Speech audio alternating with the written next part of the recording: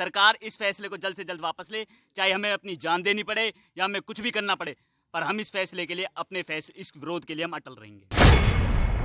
फरीदाबाद नगर निगम में 26 गांव को लेने के बाद लगातार पूरे तरीके से गांव वालों की तरफ से इसका विरोध किया जा रहा है।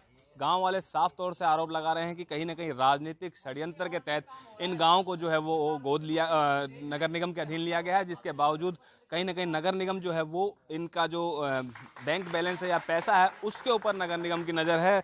इसी का लगातार विरोध करते हुए जो है वो गांव वाले लगातार इसका विरोध प्रदर्शन कर रहे हैं। और आज जो है वो देख सकते हैं आप 26 गांव के जो युवा लोग हैं वो यहाँ पे इकट्ठे हुए हैं और अपने अपने जो ब्लड से एक लेटर लिखेंगे देश के प्रधानमंत्री और राष्ट्रपति के नाम जो है वो अपना इनकी जो मांग है वो उनके तक पहुंचाने के लिए लोग हर संभव प्रयास कर रहे हैं। और ये देखिए ये सभी जो है वो आप साफ देख सकते हैं कि अपना ब्लड यहाँ पे दान दे रहे हैं और उससे ये लोग जो है लेटर लिखेंगे और इस लेटर के माध्यम से कहीं ना कहीं जो देश के प्रधानमंत्री नरेंद्र मोदी और राष्ट्रपति हैं उन तक इनकी इस आवाज़ को जो है वो पहुंचाने का काम किया जाएगा। बाकायदा ये डॉक्टर की टीम भी यहाँ पे बुलाई गई है ताकि किसी भी तरीके से जो है वो कोई अप्रिय घटना ना घटे। तो ये काफ़ी इस चीज़ का जो है वो साफ देख सकते हैं आप कि ब्लड दे रहे हैं और इसके बावजूद जो ये कलम देखिए सामने वो कलम रखी हुई हैं, उन कलम के माध्यम से और ये लेटर लिखेंगे और इस ब्लड को सारे को ये लोग यहाँ पे एकत्रित कर रहे हैं। और इसके बाद कहीं ना कहीं जो है वो लगातार पिछले कई दिनों से अलग अलग गांव में जाकर के लोग विरोध कर रहे हैं, लोगों को इकट्ठा कर रहे हैं और ग्रामीण भी इकट्ठे हुए हैं। कुछ ग्रामीणों से हम बात कर लेते हैं। क्या नाम है जी आपका? मेरा नाम अदल सिंह है जी। कहाँ से आए हो आप? बड़ौली से ही।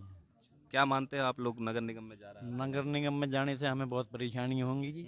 हमने देखा पड़ोसी गांव में जैसे नगर निगम में कई साल हो गए उनको, उनकी हालत खस्ता पड़ी है और हमें भी इसमें लेके हमारे तो सारा सब कुछ कुल मिला के ही होगा, हम इसका विरोध करते हैं। कुल मिला के विरोध करते हैं। लेकिन इसके बावजूद क्या लगता है आपको क्यों नगर निगम लेना चाहती है इस गांव को? नगर निगम पता ना जी, ये तो किसकी बात है, कौन दे रहा है क्या दे रहा है हमें तो इस बारे में मालूम नहीं है। पर ये ठीक बात है कि नगर निगम पहले से भूखा बैठा है।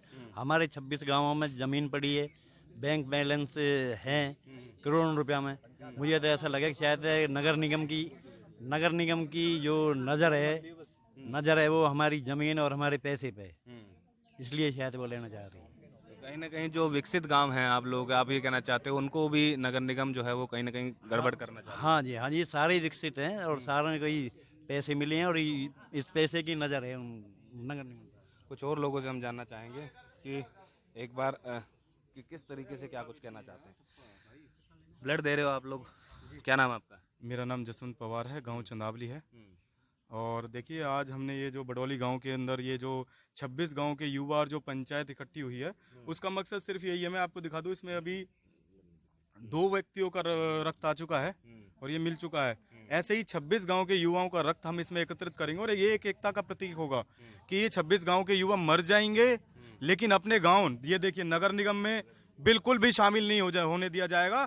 हम इन गाँवों को नरक नहीं बनने देंगे। इतिहास गवाह है कि नगर निगम ने, फरीदाबाद ने, नगर निगम ने जिन गांवों को नगर निगम में लिया है, चाहे वो दौलताबाद हो, चाहे वो सीही हो, अंजरौंदा हो, हम बात करें झाड़ सैतली हो, मुजेसर हो, दौलताबाद हो, आप इनको जाके तो देखिए, इनका बुरा हाल हो चुका है। जो गांव कभी नंबर 1 हुआ करते थे आज वो विकास की दौड़ में इतने पीछे पिछड़ चुके हैं कि उनमें झाड़ू तक नहीं लगती है। गंदगियों का अंबार लगा हुआ है, उनको नरक बना दिया है। तो हम नहीं चाहते जो हमारे खुशहाल गांव हैं, मैं अपने गांव चंदावली की बात करूं तो आज आप जाके देखिए, जहां एक तरफ मुख्यमंत्री जी ये कहते हैं कि हरियाणा का नंबर 1 गांव चंदावली बन चुका है और प्रधानमंत्री जी जो ये कहते हैं कि हमको आत्मनिर्भर भारत बनाना है, क्या आत्मनिर्भर भारत बिना गांव के बन जाएगा?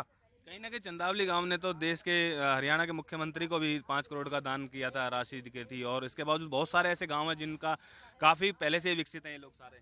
हम तो ये कहते हैं मुख्यमंत्री जी और भी धन की जरूरत है आपको तो चंदावली देने के लिए तैयार रहेगा, लेकिन इन 26 गांव के साथ आप अन्याय मत करिए, इनको नरक निगम में मत धकेलिए। अगर ये चले गए तो ये बिल्कुल बर्बाद हो जाएंगे। मेरी आपसे हाथ जोड़कर विनती है मुख्यमंत्री जी, आप इसको राजनीति की भेंट ना चढ़ने दीजिए, इन गाँव को बलि का बकरा मत बनाए इनको। तो मेरी अपील है मुख्यमंत्री जी से और प्रधानमंत्री जी से हाथ जोड़कर, देखिए हम आज इस रक्त से ये लिख रहे हैं, कहीं ऐसा ना आए कि हमें अपनी जान की बाजी भी लगा देंगे।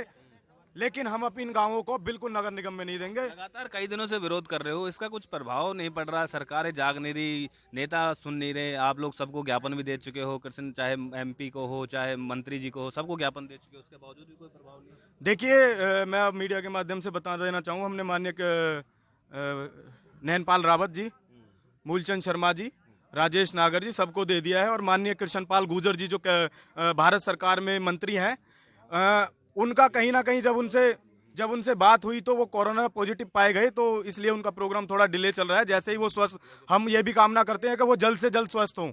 तो जैसे ही वो स्वस्थ होते हैं, सबसे पहले मिलने का काम 26 गांव की सरदारी और युवा कृष्णपाल जी के पास ही जाएंगे। और ये सारी सरदारी भी यही कामना करती है कि माननीय कृष्णपाल गुर्जर जी जल्द से जल्द स्वस्थ हो। और हमें पूरी उम्मीद भी है कि वो स्वस्थ होंगे और 26 गांव की जो ये सरदारी है और युवा है, इनकी आवाज को जरूर सुनेंगे और ये फैसला निरस्त होगा।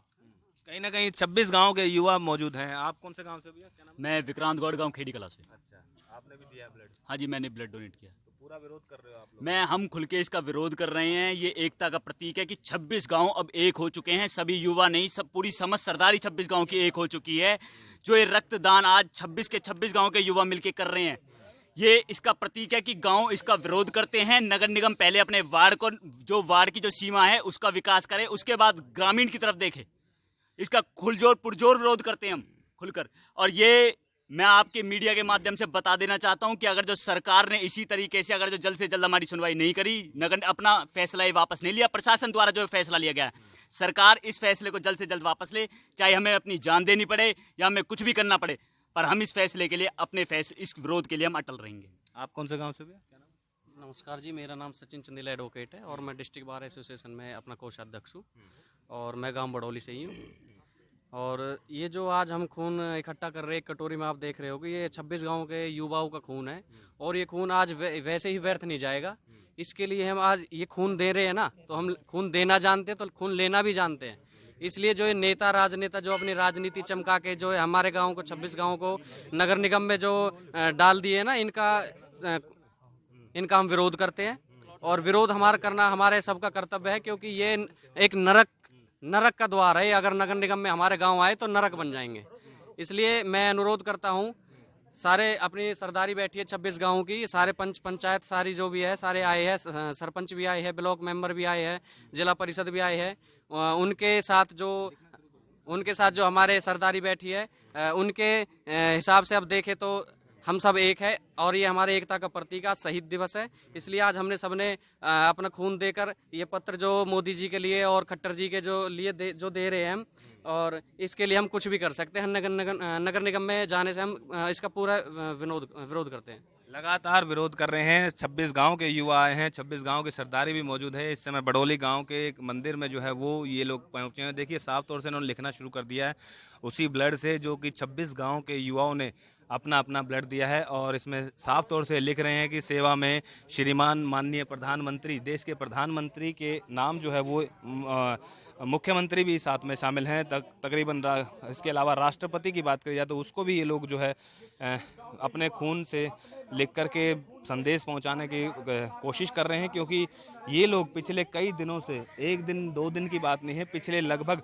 10 से भी अधिक दिनों से जो है वो दर की ठोकरें खा रहे हैं। बड़े बड़े राजनेताओं से मिल के आ चुके हैं, बड़े बड़े अधिकारियों से मिल चुके हैं, लेकिन इसके बावजूद किसी तरीके से भी जो है वो अभी तक जो है वो कोई भी ऐसी बात नहीं हो पाई है, कोई भी